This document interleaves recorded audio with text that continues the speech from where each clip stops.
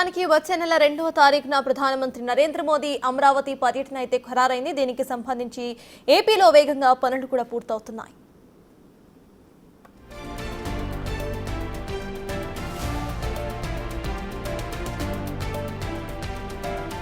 వివేక హత్య కేసుకు సంబంధించిన బ్రేకింగ్ అప్డేట్ చూస్తున్నాం. నిందితుడు గజ్జల ఉదయ్ కుమార్ రెడ్డి బెయిల్ రద్దుపై సుప్రీంకోర్టులో విచారణ జరిగింది.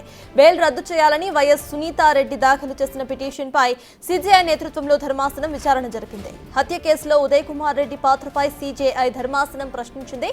వివేక హత్య జరిగిన తరువాత గాయాలు కనపకుండా కట్లు కట్టేసి తప్పుడు ప్రచారం చేసిన వారిలో ఉదయ్ కూడా ఒకరు అని సునీత తరపు న్యాయవాదులు వాదనలు వినిపించారు. గుండెపోటుగా చిత్రీకరించిన వారిలో ఉదయ్ కుమార్ రెడ్డి కూడా ఉన్నారని కోర్టుకు తెలిపారు. ఈ కేసులో గతంలో దాఖలైన వైఎస్ అవినాష్ రెడ్డి సహా మిగతా నిందితుల బెయిల్ రద్దు పిటిషన్లకు జత చేసి విచారిస్తామని సీజేఐ ధర్మాసనం తెలిపింది. ఇక గతంలో దాఖలైన పిటిషన్లతో ఈ పిటిషన్ను జత చేయాలని సుప్రీం ఆదేశించింది. తదుపరి విచారణ వాయిదా వేసింది.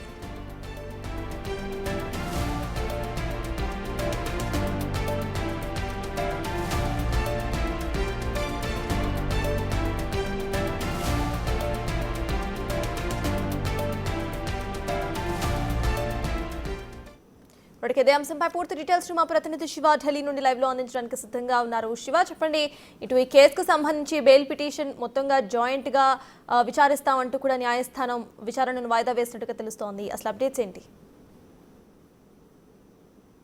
రైట్ సర్టాజ్, వైఎస్ వివేకానంద రెడ్డి హత్య కేసులో నిందితులుగా ఆరోపణలు ఎదుర్కొంటూ అప్పుడు బెయిల్ మీద బయట ఉన్న వారి బెయిల్ రద్దు చేయాలంటూ వివేక కుమార్తె సునీతా నర్రెడ్డి సుప్రీంకోర్టును ఆశ్రయించారు. ఈ నేపథ్యంలోనే సునీతా నర్రెడ్డి దాఖలు చేసిన పిటిషన్పై ఈరోజు సుప్రీం ధర్మాసనం ప్రధాన న్యాయమూర్తి జస్టిస్ సంజీవ్ ఖన్నా విచారణ చేపట్టారు. దీనిలో భాగంగా ఎవరైతే ఉదయ్ కుమార్ ఉన్నారో, గజ్జల ఉదయ్ కుమార్ రెడ్డి బెయిల్ రద్దు చేయాలంటూ కూడా సునీతా నర్రెడ్డి పిటిషన్ దాఖలు చేసిన నేపథ్యంలో ఇటు ఉదయ్ కుమార్ రెడ్డికి సుప్రీం ధర్మాసనం నోటీసులు జారీ చేసింది.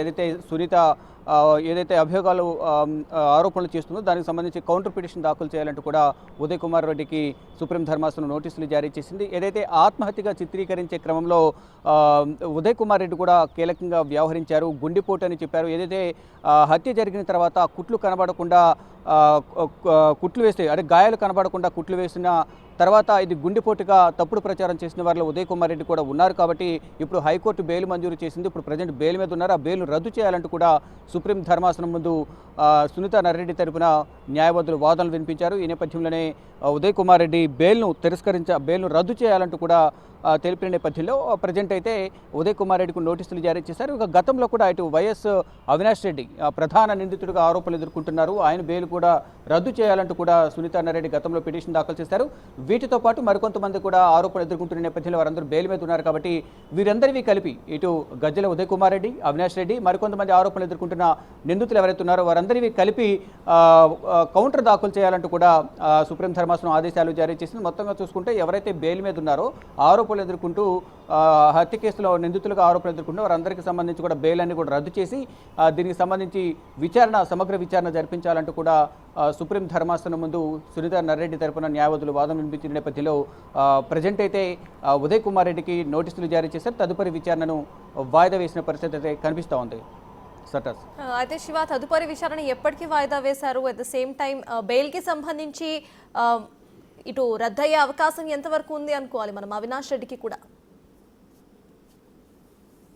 రైట్, డెఫినెట్గా ఏదైతే అవినాష్ రెడ్డి, ఇతర నిందితులు ప్లస్ ఇప్పుడు గజ్జల ఉదయ్ కుమార్ రెడ్డి వీరందరికీ సంబంధించి ఒకేసారి విచారణ చేస్తామని తెలిపారు. కాబట్టి అంటే నెక్స్ట్ వాయిదా వేశారు. దానికి సంబంధించి క్లియర్ డేట్ అనేది ప్రకటించలేదు. నెక్స్ట్ వాయిదా వేశాం అనేది మాత్రమే అక్కడ సుప్రీం ధర్మాసనం తెలియజేసింది. ఇక బెయిల్ రద్దు అవుతుందా లేదా అనేది కూడా వారిచ్చే కౌంటర్ పిటిషన్లో ఏదైతే కౌంటర్లు దాఖలు చేస్తారో దానికి సంబంధించి దానిలో గ్రౌండ్స్ ఏవైతే ఉన్నాయో ఇప్పుడు ప్రజెంట్ హైకోర్టు అయితే బెయిల్ ఇచ్చింది, వారందరూ బెయిల్ మీద ఉన్నారు. ప్రజెంట్ ఏదైతే సుప్రీం ధర్మాసనం నోటీసులు జారీ చేసింది కాబట్టి ఈ నోటీసులకు వారు ఏ విధంగా స్పందించారు, కౌంటర్ ఏ విధంగా వేస్తారు, కౌంటర్లో వారు దాఖలు చేసిన కౌంటర్లో ఎటువంటి విషయాలను మెన్షన్ చేస్తారు, ఆ సందర్భంలో ఆయన అక్కడ ఉన్నాడా లేదా అనేది ఆరోపణలు ఉన్నారు అనేది ఒక ఆరోపణ అయితే ఎదుర్కొంటూ ఉన్నారు. అంటే అక్కడ ప్రధానంగా హత్య జరిగిన తర్వాత గాయాలు కనబడకుండా కుట్లు వేస్తారు.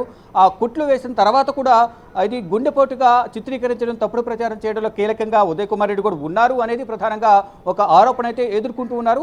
దానికి సంబంధించి ప్రజెంట్ బెయిల్ మీద ఉన్నారు. ఈ హత్య కేసులో ఆరోపణ ఎదుర్కొంటున్న ఒక నిందితుడిగా మాత్రమే బెయిల్ మీద ఉన్నారు. ఇంకా ఈ బెయిల్ అనేది రద్దు చేయాలంటూ కూడా సుప్రీం ధర్మాసనానికి వివేక కుమార్తె సునీత వచ్చారు కాబట్టి ఇప్పుడు కౌంటర్ దాఖలు చేయాలని ఆదేశాలు ఇచ్చింది సుప్రీం ధర్మాసనం. ఆ కౌంటర్లో ఎటువంటి విషయాలను మెన్షన్ చేస్తారనేది కూడా చూడాల్సింది. మరోవైపు నెక్స్ట్ విచారణకు సంబంధించి మాత్రం ఇటు అవినాష్ రెడ్డి కానీ మరోవైపు ఇతర నిందితులు ఎవరైతే ఉన్నారో బెయిల్ మీద ఉన్న ప్రజెంట్ ఎవరైతే ఉన్నారో హత్య కేసులో ఆరోపణలు ఎదుర్కొంటూ బెయిల్ మీద ఉన్న వారందరినీ కూడా కలిపి విచారిస్తాము. ఆ బెయిల్ రద్దు చేయాలా లేదనేది కూడా వారు ఇచ్చే రిప్లైని బట్టి కౌంటర్ పిటిషన్ బట్టి కౌంటర్ను దాఖలు చేసిన తర్వాత వాదనలు ప్రతివాదులు విన్న తర్వాత సుప్రీం ధర్మాసనం ఎటువంటి నిర్ణయం తీసుకుంటుంది అనేది కూడా చూడాల్సింది. కానీ సునీత రెడ్డి మాత్రం వీరందరి బెయిల్ను రద్దు చేసి మళ్ళా సమగ్రంగా విచారణ జరిపించి వారందరికీ కూడా శిక్ష ఖరారు చేయాలనేది ప్రధానంగా సునీత డిమాండ్ చేస్తుంది. కానీ చూడాలి మరి ఏం జరగబోతుంది next హీరింగ్కి. Supreme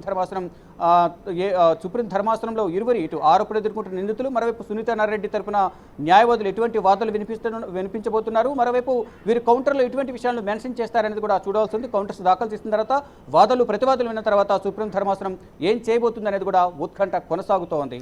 సటస్ right, thank you Shiva.